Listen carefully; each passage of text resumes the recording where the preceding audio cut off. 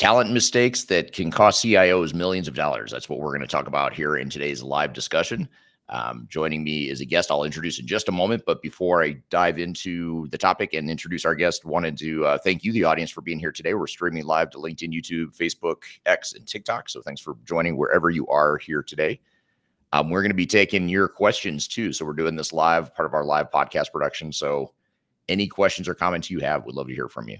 So we're keeping an eye on the chat across all the streams. So fire away at us. Give us questions, comments, things you want to talk about as it relates to talent and building teams within either a digital transformation or a broader just IT capability that you might be trying to build. We're going to cover everything from building the internal teams to support your projects to finding the right outside talent to everything in between. So we'll get into that here in just a moment. Before we do, I'd love to hear from you all, the audience. Where are you joining from today? What city and country are you joining us from today? We usually get a global audience, so it's always fun to see where everyone is. I'm in Denver, Colorado today. My guest is in Los Angeles, California. So we're both in the U.S., but love to hear what city and country you're joining from today. So if you don't mind just dropping that in the chat, love to hear from you on that. In fact, put it up on the screen just to make it official. That's an official question for the audience. It's a mandate to the audience to tell us where you're joining from today. So we're going to talk today about talent mistakes that can cost CIOs millions. Joining me to have that conversation is Jonathan Whipple, who's the CEO of a company called Lander Talent. So Jonathan, thanks for being here today. Hey, thanks for having me on, Eric. Yeah, absolutely. Thanks for being here again. And before we jump into the talent discussion, tell us a little bit about Lander. It's a company you and I have started together, but you're the main brain behind it. So tell us a little bit about what Lander does and how it fits into the overall marketplace. Yeah, I mean, we find the best IT and ERP talent in the market and fill roles. We are very, very, very focused on impact and helping organizations really right the ship, so to speak. Yeah, absolutely. Now, tell us a little bit, if you don't mind, tell us a little bit about your background. You have such an interesting background. That's the non-traditional route to end up where you are here today. I don't know anyone who's ever said, hey, I want to be an ERP recruitment expert as a kid. And I don't know if that was your case, but it sounds like you had maybe a detour in life that sort of led you here. Tell us a little bit about that detour and how you ended up in this space. You know, I'd like to say that growing up, I was just like sitting on my bed dreaming of digital transformation and helping, helping folks with implementations. But you're right. There was a big detour. So the first part of my career was producing television and in reality TV specifically. So I worked in casting and it was finding the right person for the right role. So you can see the overlap. The difference there is, I was looking for people who wanted to win $1 million or get married at first sight or, transfer their career from, say Grammy award-winning artist to television host. So yeah, it was a lot of fun, but I mean, I was ready for a new challenge. And I guess you could just say I like finding the right person for the right role. I want them to avoid the wrong role. Right.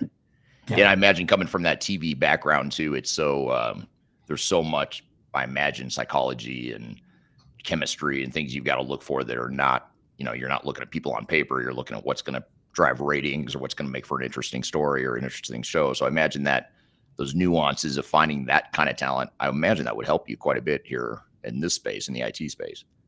I think it's my unfair advantage. Not everybody has that experience of interviewing thousands of people and putting 10,000, 100,000 hours into interviewing day in and day out. But you really start to, your pattern recognition becomes very strong. And it's like I said, it's an unfair advantage. And I love helping companies with it. Yeah.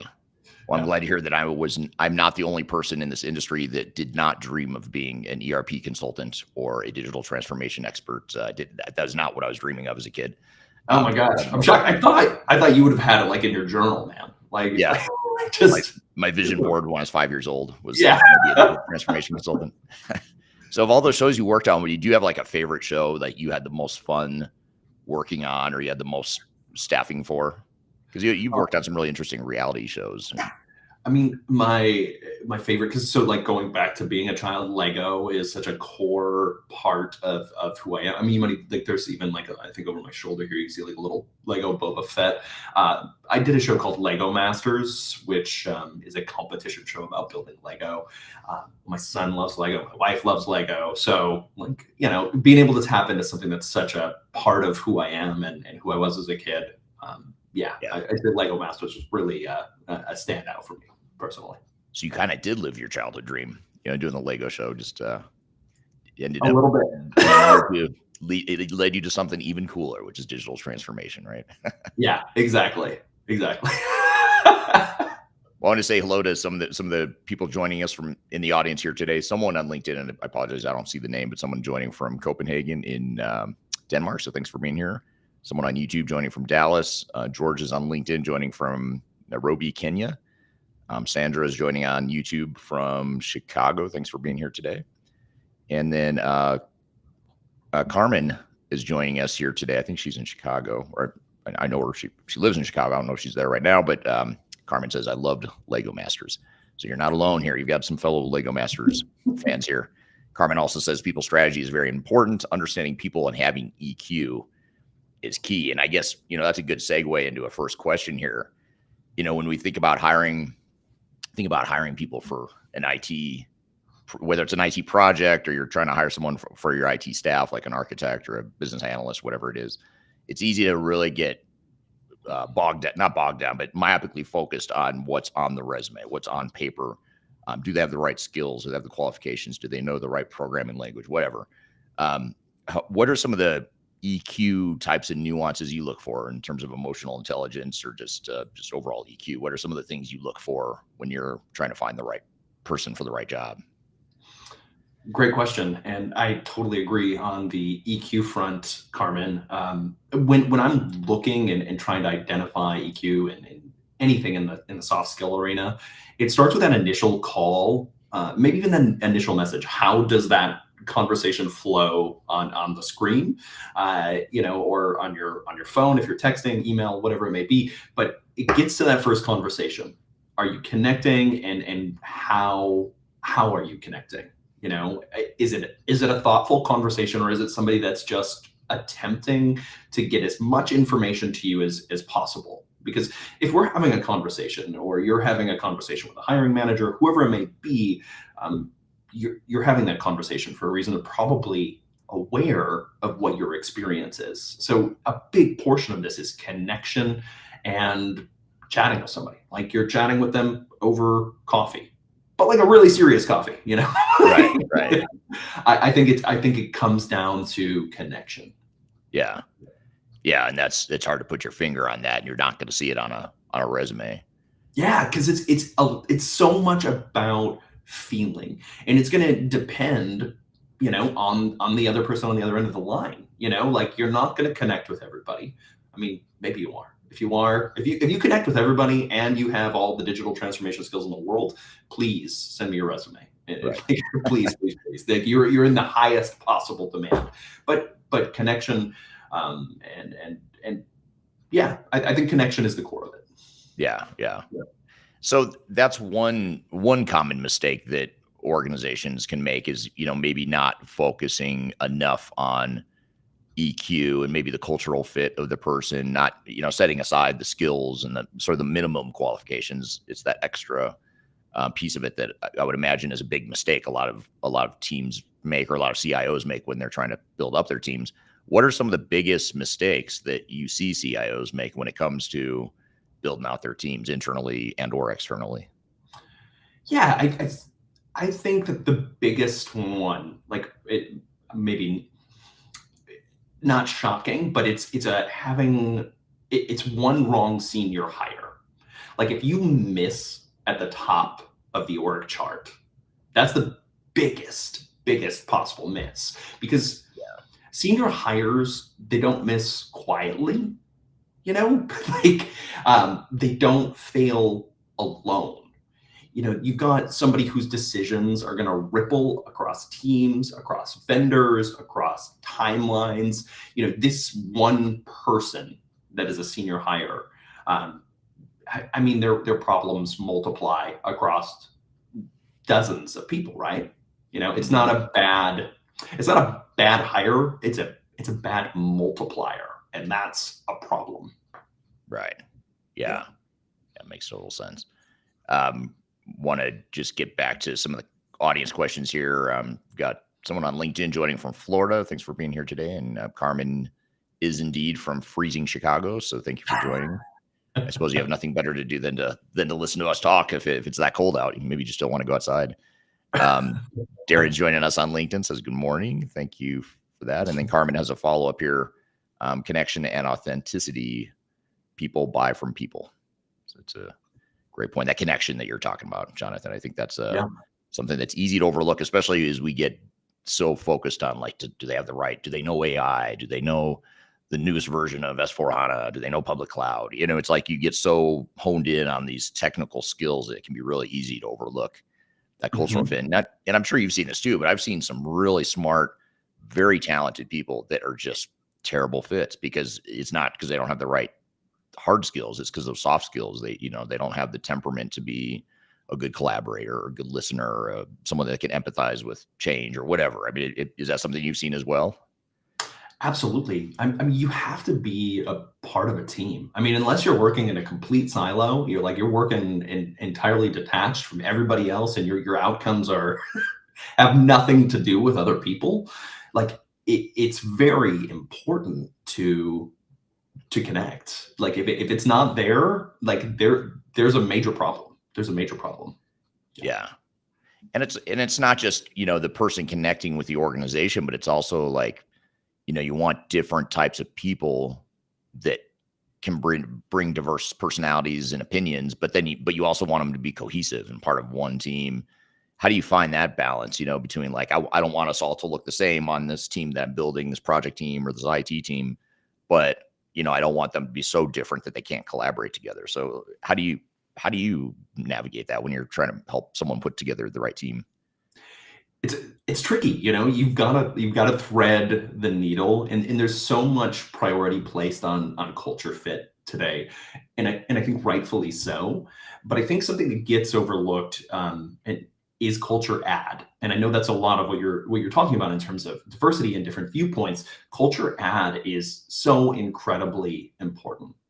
Being able to, I think when you're looking at things as additive, it's like that game you play in the living room when you're a kid, where you're like knocking a balloon and keeping it up into the air. There's like flair that each person brings. Like as a kid, you're trying to keep this up in the air. What you want to do is have people who can, knock that balloon around, keep that idea in the air, and do something new with it, innovate and bring it forward. The fit is something that you should see. Like if you're looking for somebody, how they're going to fit in the team, but they should add to it. Your culture, ideally with a perfect hire, with an A+ hire, is improving in a way that you don't see yet. Like that is the ultimate unspoken goal. That's what I hope happens. Right. Yeah. Well, very well said. Harwinder on LinkedIn says, good to see you, Jonathan, and Eric together. So thank you for that, Harwinder. I think it is a pretty awesome combo myself, but I'm biased, I'm a big fan of Harwinder, and I totally agree. I think we're a great combo, and Harwinder, love you, man. That's awesome. Here's a really good question from VJ on LinkedIn. VJ says, how do you strike the right balance between building in-house expertise and bringing in outsourced talent? Which approach do you think pays off better in the long run? I love this question because it's something that a lot of our clients struggle with. A lot of the clients you've worked with, I know over the years, have struggled with this. How do you find that right balance? What's the right answer? Is there a right answer?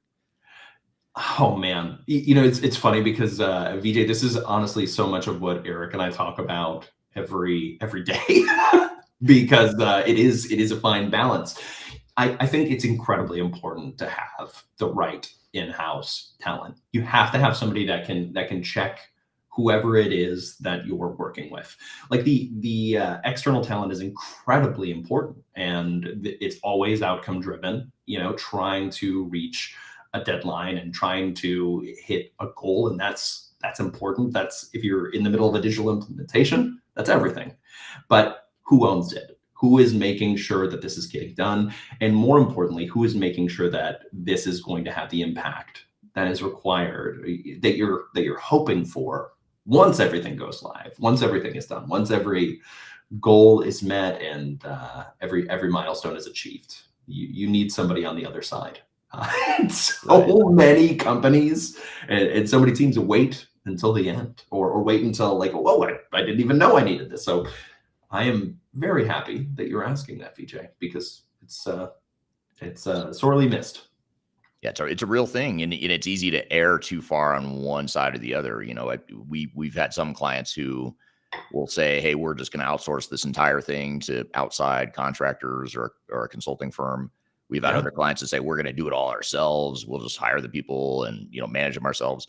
I think the reality is you need somewhat of a balance. I mean, you want to build. You don't want to be over dependent on consultants or software vendors for sure, but you also don't want to miss out on the outside expertise that can help make the project more successful. So I think that's and plus, if you have some internal staff to help manage the project, you're just more likely to keep it on track and have a team there that's representing you and looking out for your business interests, not just trying to push technology or push a technological agenda from the outside. So absolutely. Here's a couple other comments here. Carmen clarifies that she's not slacking off. She's actually working. Loves turning into our crew. Have a great day. Very Merry Christmas. So thank you for that, Carmen. Merry Christmas to you as well. Merry Christmas. And there's a couple really good questions here in the audience I have to get to.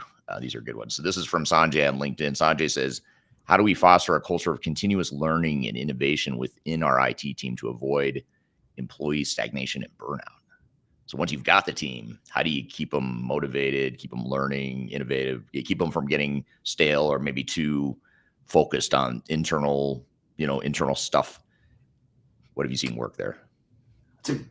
That's a great question. And it's going to be specific to each individual team. But for me, I'm a bit of a nerd. So I love learning and I love nerding out with other people.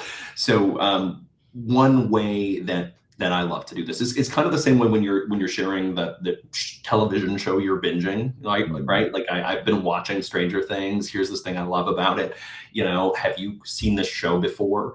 Like you have to get just as excited about learning as you are about the things that fill water cooler talk. So if your water cooler talk can transform into this exciting thing that you're learning, that is the dream scenario. And I think that it's happened quite a bit in the last few years, very specifically around AI, because everybody is dabbling with it at this point, right? Or everybody is like an expert, but like if you look back 18 months or 2 years ago when people were first like, oh, ChatGPT dropped. This is available, to me as a consumer. Like, here's what I'm using it for. Think about that piece of using AI for the first time. Think about the first time you used something like social media. What's the first time you used Twitter or Facebook? And oh, wait, I can do this and I can update this. Nerd out about the thing and make it exciting. What you want is that exchange of ideas and information. And oh, wow, I learned this. You learned that. Well, I actually dove into this YouTube channel last night and started to figure it out. Yeah. You're kind of alluding to a passion, and it sort of gets back to the cultural thing you're talking about too, or the EQ. When you're building a team, you're speaking at it from the perspective of, if you're a candidate or if you're a team member, stay excited, share the excitement, make it contagious, all that good stuff. But same with I imagine when you're recruiting people, if you can find someone who has that thirst for knowledge and is constantly trying to get better and understands that they don't have all the answers, I think that's really important too. Like someone that understands that I can always be better. I can always be learning something new. I don't have all the answers because things are changing so fast.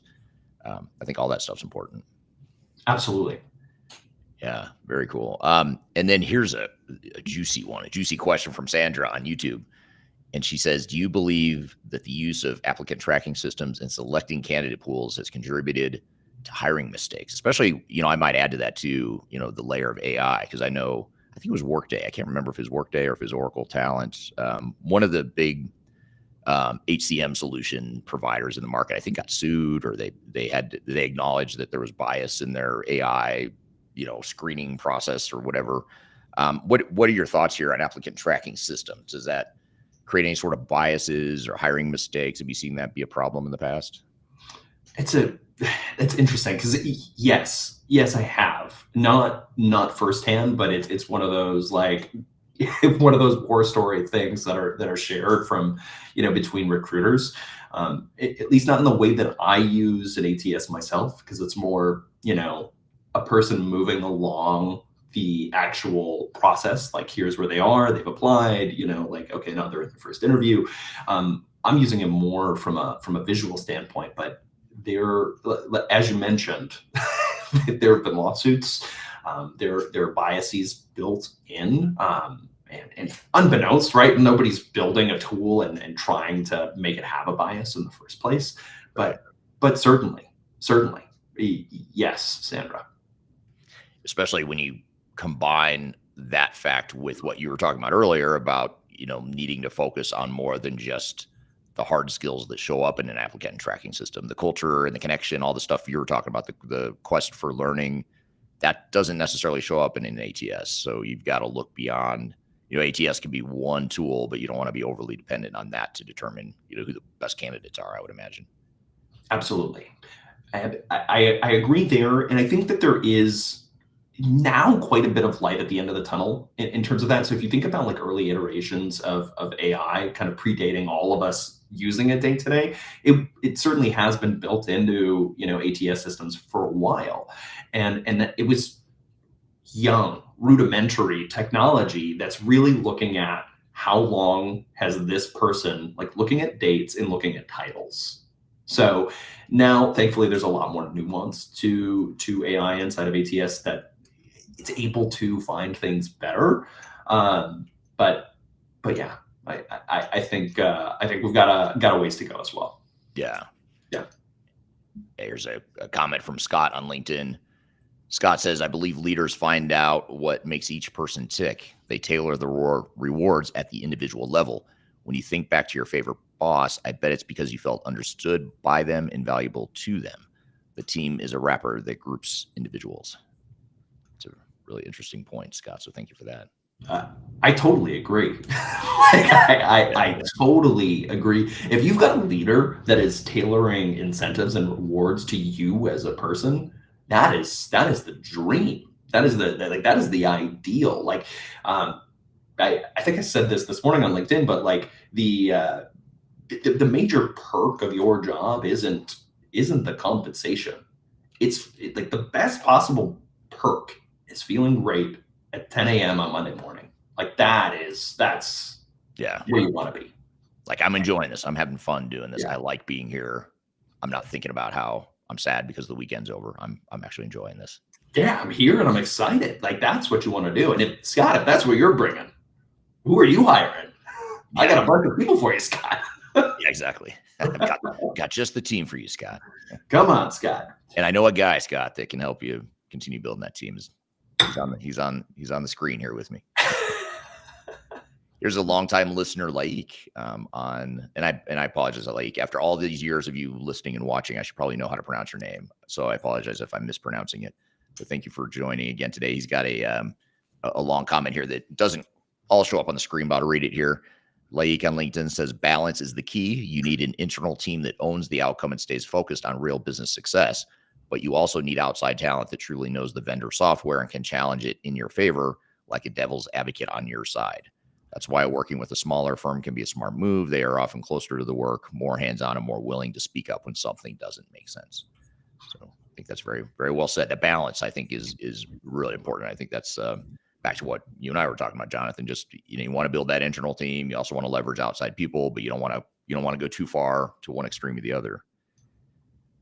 Absolutely. I think you want the advocate in both directions. I like the way that 𝗖𝗢𝗢𝗢𝗢 said that. Absolutely. Yeah. Yeah.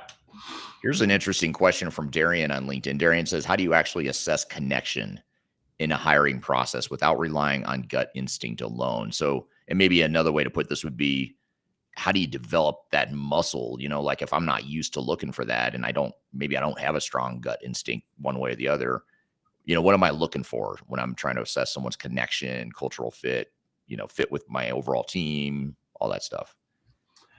It's a tricky one because it's an intangible, like it's so hard to really sum it up, but it's important to find a place for that to fit on the scorecard. So I think it's measured in silence. Silence, I think, is probably the biggest indicator. It's the biggest thing that you can measure and see. So if things stop flowing, some silence is good. You want to be able to have pauses and have breaks and have that. But I think silence is probably the biggest way to assess it in terms of something that you can look for. But that's on the I guess it's adverse, it's negative, right? So I think that's the easiest way, and a lot of it is measuring with your gut. So when you say silence, then it's almost like if you're interviewing a candidate, talking to a candidate for the first time, and it's just flowing, there's an energy and a spark between you and the candidate. It's like you said, flowing. That's a good indicator. But if it's not, it just stops, then that might tell you there's not that connection. There's not that whatever, that interest on either or both sides, and getting to know one another, whatever the case may be. Not because they're bad people, but maybe it's just not the right personality fit or whatever. You got it. If it's not there, it's not there. And silence is the indicator. Yeah. What about the opposite though? Have you ever had a situation where this person is just perfect cultural fit? I mean, I'm connecting with them. There's a good energy. I think this is going to be a good vibe or fit with whoever I'm staffing or placing this person to. Mm-hmm. But then they get in there, great cultural fit. People like them, but then they don't have the hard skills, or they don't maybe have the technical chops that you thought. So in other words, is it easy or is it common to get blinded by strong cultural fit, that you get blinded to the fact that they don't have the technical competencies or the hard skills? So it's sort of the opposite of what we were talking about. So yes, I have seen that happen. And it's a double-edged sword, right? I think the way that I look at things is always, if the connection is there, the skills can be built. I mean, unless, I'm hiring a doctor, and then like that requires so much time to get to that point.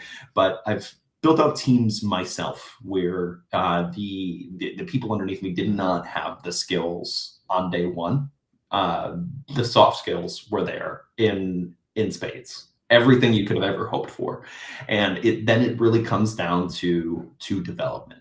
So I think that is incredibly important. And that kind of comes back to, I guess we haven't chatted on this, but onboarding has to be right. Here are the outcomes. Here is what we were looking for.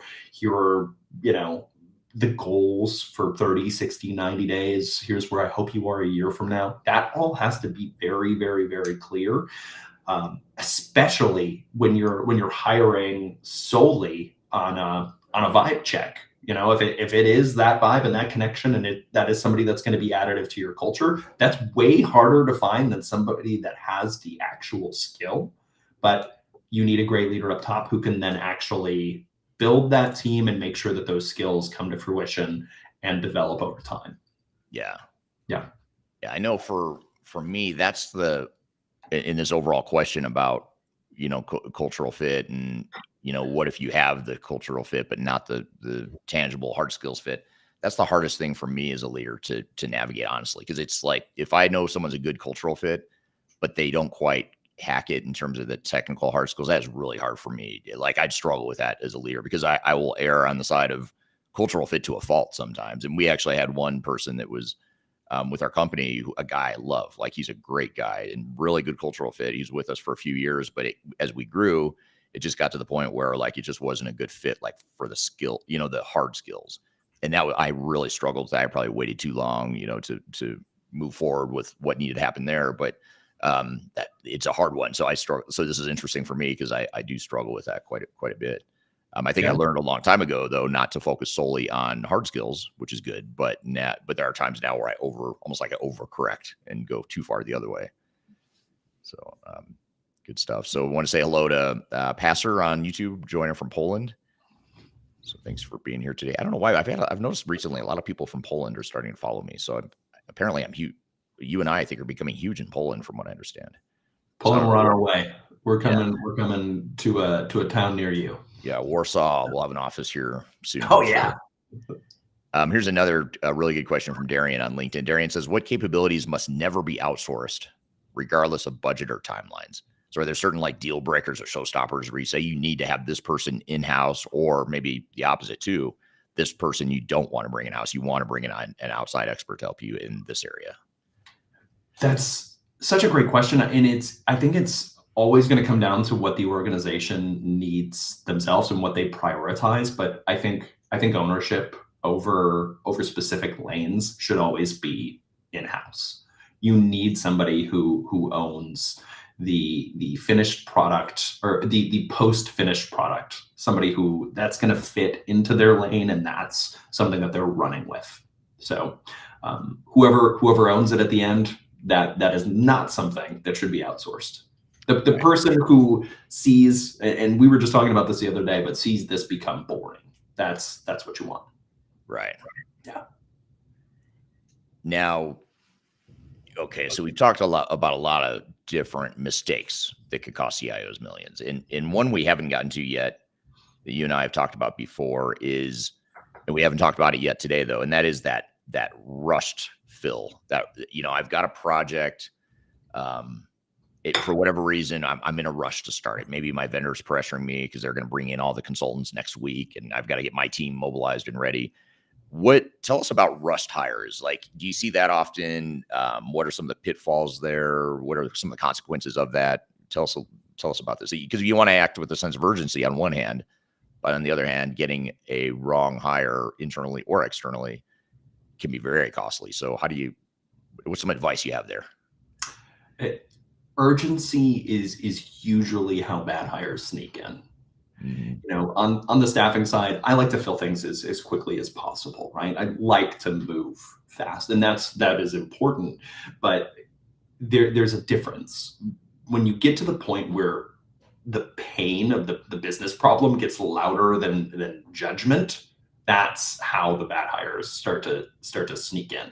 So in those sort of situations, depending on how fast you go, usually, I guess, on one hand, you're moving very fast, but it's going to slow the organization. So yeah, I think it's a lot of deferred pain. So you want this short-term relief, but ultimately you're going to pay twice to fix it. So you still need to maintain structure in your process and really, make sure that you're hiring the right person.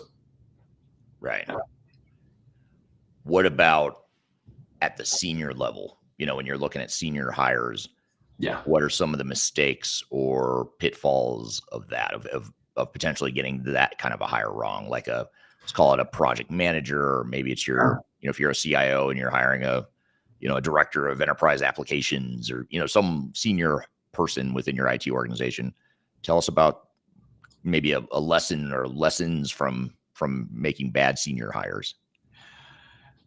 Well, bad senior hires usually trigger other bad hires, so you've got, it kind of goes back to what we were chatting on earlier of it's a multiplier. You hire the wrong person, they make the wrong decisions, suddenly timelines get pushed out. Suddenly they've hired the wrong person. It's kind of like when you have this big, if you look behind my desk right now, all the wires are tangled up. Like once you finally determine, oh shoot, this is the thing I have to fix, right? Like I've got my monitors out, I've got to change this, or in this case, the bad senior leader, you have to untangle the rest of the mess, and now you've got 6 months added on to your implementation time. You've got 2 other people leading different things that you need to remove.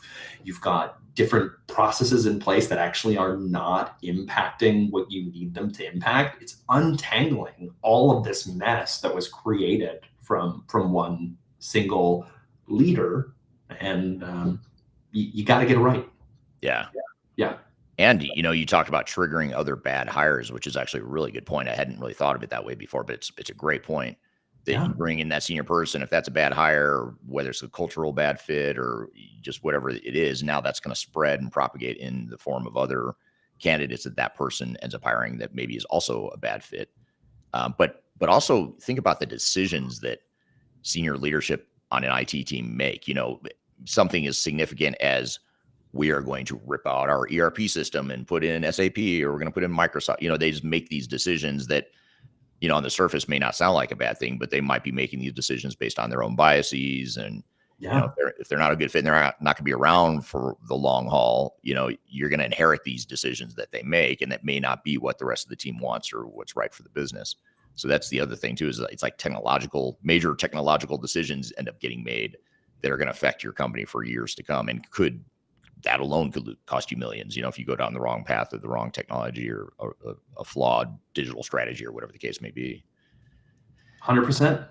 Yeah, that's the worst when you see that. I mean, I always, those are hard to undo too, because a lot of times once those decisions get baked, you can't just unwind it all. Even, just because that senior person didn't work out and they left, you're still stuck with, you've inherited these decisions that were made, by the predecessor.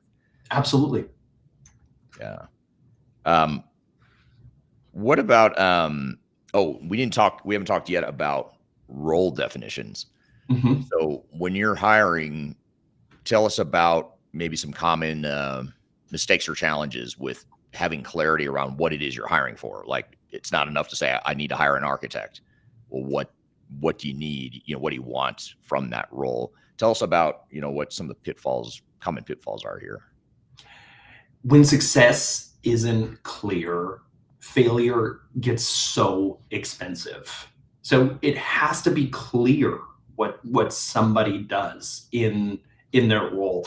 A lot of times roles, they tend to, you're trying to put yourself out in the market and share an exciting role, an exciting opportunity, right? Like, a job description doubles as duties and marketing for what your company is.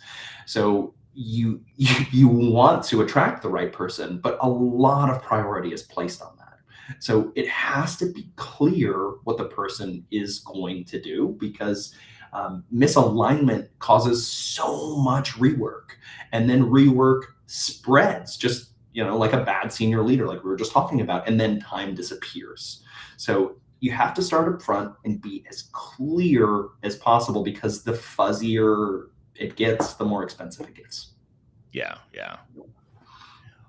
Now, how about from a candidate's perspective? If I'm a candidate and I'm trying to navigate my career and look at next project moves or staffing moves I might want to make, what would you say? Like, what advice would you have as far as what some of the hottest areas are in IT right now? Like, areas that you think are going to be, especially fruitful for candidates and good career opportunities? Are there certain software vendor types of implementations or types of technologies or types of roles that you think are going to be really hot in the next 3 or 5 years we may not be thinking about already? Yeah, I think things that are in the low code, no code space, being an individual that maybe is not traditionally a builder in that sense, having that ability to build low code and no code, I think is something that is going to become more and more important. Being able to create your own, mini solution on the fly. I think things in the AI space, specifically on ethics and governance and how that AI works, is something that's is going to be very interesting. But I think overall, anything AI, it's so obviously everybody's saying it, and you've been joking about it in videos lately about how passionate you are about AI, right? But it's how does AI plug into things, and how does it work, and how can you move faster?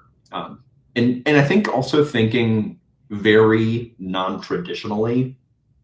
I think I'm trying to think of who coined this, and I think it's Rona Barnett Pierce. It's a term called workfluencer, but it's people who create content. So not necessarily a role, but if you're able to advocate for your company because you have an audience, that is not a traditional role, but that is a place that people are finding space for inside of their organizations. So it's not a clear role, but it is a cheat code, as the kids say. So Yeah. yeah. Workfluencer. I had not heard that. I was not familiar Oh, I with it. love it. It's such a good term. Yeah. It really is. Yeah. Yeah. How do you think AI affects our jobs going forward? I know that's a really big charged question, but you know, you hear all these, especially in the consulting space right now, just given that's what I'm most familiar with is consulting. You know, there's, for example, I saw Emma Roloff is a digital transformation influencer, a fellow influencer on LinkedIn and TikTok, and she posted a video yesterday about how like McKinsey is saying that they're planning thousands of layoffs as a result of AI. You know, so how do you see AI affecting the job market? Because you hear everything from AI is going to replace millions of jobs to, oh, it's not going to replace any jobs. It's just going to make us all better at our jobs. And the answer might be somewhere in between. But what do you think is going to happen with AI? How is it going to affect what you and I do and what others listening here today, our careers in general? Spend a whole hour on that one question. But. Yeah. Well, what I hope it does is everybody works less and makes more. Like that's what I hope is the outcome. But I think it's kind of this progressive ladder of, you know, we start by using AI and it helps us with our work. And then we move to a point to we're helping AI and then AI takes over. I think is kind of the progression. It's just a matter of how long is that going to take. So I think for the interim, and that interim could be 5 years, 10 years, 100 years, right? Like however long we have in traditional jobs, I think we should use AI to make ourselves faster and have more time to do the things that we want to do. And that might be other projects at work, or that might be other projects at home, like you name it, like, right? Just find your lane. But I think AI is it's all encompassing. So I don't see it taking away, you know, every job, but like as you said it with like Emma's post about McKinsey, you know, you can put together a prompt right now that is like, okay, here's the deck I would have gotten from McKinsey anyway, and and it didn't take, you know, tens of thousands of dollars or hundreds of thousands of dollars. It took me, you know, it took me a few minutes. So, yeah. I mean, there's also the story in I think it was in Australia involving Deloitte, where the Australian government, you know, caught Deloitte using AI and not validating the information from AI to create it was like a $400,000 report that I think it was Deloitte. It was one of the big consulting firms that they had created. And so they're going back to Deloitte saying, hey, we want our money back. Like you used AI to create this. We could have done that. So why are we paying you $400,000 for it? So I think that's something to be aware of in consulting is you do have, like, even what we do, like when we do software selections, for example, that used to be like 80% of our revenue, but we're planning for that being 0% of our revenue in the near future because we have to assume people are going to use AI to make these decisions. You know, they're going to do the research. They're going to get the information they need. Maybe they come to us for some human validation or, you know, gap analysis, but those days of like big selection projects for us, we don't see that being around for much longer. But I also wonder, like, if the 3 stages you talked about, like we help AI to start, or AI helps us to start, then we help AI, and then AI takes over. So let's say AI takes over. This is getting super deep here. I'm way off topic a little bit here, but I love it. But it is interesting to think about, like, let's say none of us are working, or a lot of us aren't working because AI is doing our jobs for us. Then do we just get paid anyway? Does the government now need to pay for, you know, take care of us? Do the big tech companies make all the money, and now it's their responsibility to ensure society can live? Like, that's what I wonder is, like, okay, AI doing stuff for us isn't a bad thing until we don't have jobs and we can't feed ourselves. Like, that's the part I can't see. That's pretty fuzzy to me, but I don't know if you have any thoughts on that. That's completely out. That was completely not in our script of what to cover today, but since we're here. It's a great question. And like, I guess the economics of it and the philosophy behind it is a really, really, really tricky thing. We're in a free market and in a capitalist society, and like that is what we know and what we work with. I can't imagine how things would need to change if suddenly, are we talking about universal basic income or like, I don't know. I really don't, but I think it's a lot of big questions that might be above my pay grade, but I'm all for it, Yeah. Hey, if I can go outside and go on hikes every day, okay. Yeah, as long as we can all survive, I suppose. As long as we can all survive, man. As long as the mortgage is paid, Yeah. But then it's like, do the big tech companies and or governments have all the power? Like just way too much control and power over all of us. That's the It's a good question. And who's paying them? Like at that point, if people don't work and don't have income and don't, if universal basic income is the thing, or whatever it is, there's what are they paying for? What are you? It kind of breaks my mind, actually. I'm trying to figure it out, and I don't know. I'm having flashbacks to taking that intro to philosophy class in college. In university, that's how I feel. I feel like we're deep into philosophical meanings of life sorts of questions here, which is fun. But I don't know that we're going to answer that today. Although if the audience has answers, I'd love to hear actually the audience's take on this whole thread of AI and what it means to our jobs and our livelihood in the future. I'd love to hear your thoughts. What are your predictions for 50 years from now? How will have AI impacted us, presumably our kids and grandkids, all that good stuff? Yeah. In fact, we already have one comment or response to that from Pastor on YouTube. Pastor says, if we could get that low code crowd to develop and sell or use tools, AI could create jobs too, I think.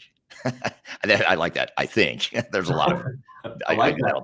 It's like, I don't really know, and that's where I am too. I don't really know how this is going to unfold, but it's a good prediction there. So we were talking about job definitions before I took us down this completely random tangent involving the meaning of life and AI. We were talking about job roles and descriptions. We've talked about, the intangibles of hiring the right team. We've talked about, the balance of internal and external resources.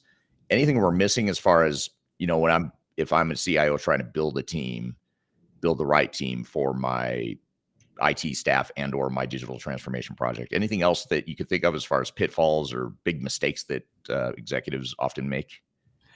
Yeah, I think there's a tricky one, and it's not hiring for the problem. Like a lot of times, especially if everything's fine and working perfectly, you're hiring for experience. You're looking at past titles and time in a specific seat instead of what the current need is. So you run into stagnation, right? Work that doesn't move, and you've got this weird gray period where people are waiting for momentum to show up. So I think this tiny little rule of thumb that experience is not output. So, look for great resumes, but remember, whatever the role is, you need a solution. Right. Yeah. Past wins don't ship future results. Yeah. What do you have any examples of candidates that you thought were like, without naming names, but just examples of candidates that you thought were particularly strong, like just a really good, you kind of knocked it out of the park, and maybe one that was like, oops, I messed that up. That wasn't a good fit, that person I placed on this project. Do you have any like examples of like lessons from both extremes, like maybe extreme success and extreme failure? Well, first of all, I've never made a bad placement. I'm totally kidding. I know, but if you wish that were the case, like, because you can't always see that. So, so in terms of like placing the wrong person in the right role, like there's certainly been experiences, and it's hard to zero in on one, because I also look at casting and look back at that as well. It's the double-edged sword of soft skills also, right? So you find this incredible person who has all of the experience, maybe they've worked for, for FANG, right? Like they've worked for Meta or, Google or you name it, and they've got all of this experience, and you assume when you drop them into a smaller organization, this person that's, the LeBron James of their lane is going to be perfect. But sometimes, and maybe more often than anybody would want to admit, that isn't the right fit. You're just hiring like for past titles instead of those current needs. Like that's the trouble. But I've also, even more than that, seen somebody who, hey, like we can see the impact that this person's going to create. We're in a call, we're in an interview, and they're workshopping with us right now. Like, oh, that's what you guys are working on. Well, have you tried this? Here's what I think you should do. Here's what I did in the past, and this is what that meant for us. Maybe you should try that. Maybe just work it out. Like when you find a little solution like that in an interview, and you've got somebody that's already thinking ahead to the results and thinking ahead to solution, like that is perfect. That's what you want. So they both happen, and they both happen more often than just a perfect fit. I think the extremes are the rule in hiring. But yeah, I think both happen. And I'm sorry I don't have specific examples, because if I did, those people would know who I'm talking about precisely. Yeah, that's true. That's hard to completely mask the identity. Just in case they're listening right now. Yeah, they might be listening right now. Mm-hmm. Yeah, it's interesting. It did trigger another question, though, a follow-up, something you just said, and I lost it. It was not the best or worst hire. You were talking about, you were talking about the work situation where like you kind of observing how someone collaborates or how they interact, how they problem solve. When you're trying to find that right team member, trying to build out that team, is there a way that you can suss that stuff out, either during an interview or a mock situational analysis of like, how is this person going to solve problems? How are they going to collaborate or not with my team, the rest of my team, to solve a problem or whatever? How have you seen that? Like, how do you get to that before you bring a person onto the team? It's actually easier than you'd think. And it's also something that a lot of companies are resistant to, and it's sharing problems. Like you have to be vulnerable and share the problems that you have, so somebody can come in and show their technical brilliance, that somebody could come in and start showing you their beautiful mind, and here's how things work, and here's how we could fix things, and here's how, you have to open up and show all the warts and all the problems so somebody can get excited about it. Like I think so often, and we talked about this earlier, companies want you to look at this, here's this perfect place on a hill that we all work at. And, that's what we all hope to work at. But there are just as many people who look at things and they go, here are the problems. That excites me and I want to fix it. We are at our core as people who want to create solutions, who want to get to the other side of it and achieve goals.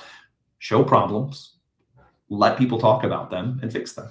And if somebody's not offering a solution, that's telling you a lot. Yeah. That's a great point. Yeah. Very cool. So if I'm a candidate or a leader that's trying to staff either my own internal team, or I want to bring in outside contractors to support a need or a project, tell us about how Lander Talent can help, and how you help in those cases. How can they get in touch with you? What are the first steps? Maybe help give us an action plan here. What are our next steps? So landertalent.com, first and foremost, just make it your homepage. Just bookmark it. Let your browser open to that daily. But we've got a couple forms in there, one on the candidate side and one on the client side. Just let us know what you're looking for. You know, I'm happy to grab a coffee with anybody and talk through what their needs are. You know, one of my favorite things to do right now with Lander, and will probably always be the case, is you and I, Eric, on a cold call with somebody who's just like, hey, I need help, and just like, let's chat through it, let's spitball, let's, you know, figure out what it is you need, where we can add value. And I think that's the beauty of our partnership and our ability to work back and forth between Lander and Third Stage is, you know, we can bring a lot of different solutions. You know, hey, Yeah. you need some consulting. Hey, do you need a team? Do you need internal resources? Do you need contractors? Like, we can cover so much ground together, and that's something that I'm loving right now, and finding very rewarding in the work we do. Yeah, absolutely. And I think it's been a good, you know, Lander Talent and Third Stage Consulting together are great because not only are we both agnostic, independent, we're focused on digital transformation, ERP, IT, all that stuff. But also, you know, we've got call it the more higher dollar traditional consulting services that Third Stage provides, which isn't mutually exclusive from what Lander does. In many cases, clients want some consulting, but they also want to build out their internal team, or they want to bring in outside contractors that they manage themselves. And it's also, you know, allows you to maybe not be as solely dependent on a large system integrator to get your resources. You know, a lot of times the big SIs will convince you that, hey, you need us to, you know, to manage your overall project, but you can also bring in your own contractors, your own people that, you know, you manage. Either, you know, you manage yourselves internally. Maybe they become permanent hires. Maybe they start as contract to hire or hourly contractors. So this is a lot of different ways you can navigate this and find the different resources you need to support your project. So landertalent.com. Follow Jonathan on LinkedIn too, if you don't already. He's tagged it. If you're watching this on LinkedIn, he's already tagged in this post. But if you're watching on YouTube or Facebook or one of the other platforms, be sure to check him out on LinkedIn, because you put out really good, helpful recruiting related content, both from the candidate perspective and from the leader perspective too. So whether you're a CIO trying to build a team or whether you're a candidate trying to find your next role, be sure to follow Jonathan on LinkedIn as well. So really appreciate you being here today, Jonathan. This was a great conversation. Hey, thanks for having me on. Always love being here, Eric. Yeah, absolutely. Love having you here, and appreciate the audience questions. And we do this same time, same place every Tuesday. So be sure to check us out wherever you're watching. We'll be here again, same time next week. This interview, this conversation is happening live. It'll become part of our weekly Transformation Ground Control podcast. So we'll edit this, polish it up, add some additional content, and create a formal episode of Transformation Ground Control. So keep an eye out for that. And in the meantime, thank you for being part of the live production of that podcast. So I hope you all have a great week. Thank you again, Jonathan. Thank you to the audience. Hope you all have a great week. Hope you're enjoying the holiday season for those of you celebrating the holiday season right now. And we'll look forward to seeing you next Tuesday. Have a great week in the meantime, everyone.